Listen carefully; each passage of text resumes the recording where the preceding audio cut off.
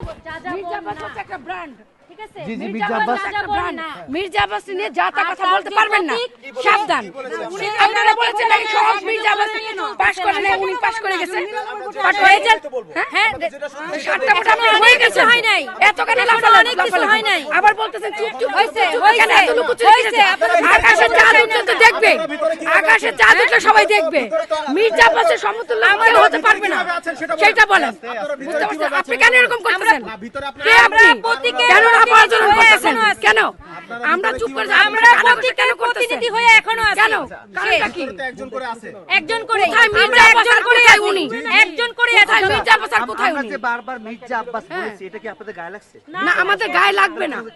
আপনারা বলতেছেন যে আজে বাজে মন্তব্য করতেছেন। আপনারা হয়েছে, বাদ দে তো। আপনি বলেন কি মন্তব্য করছেন?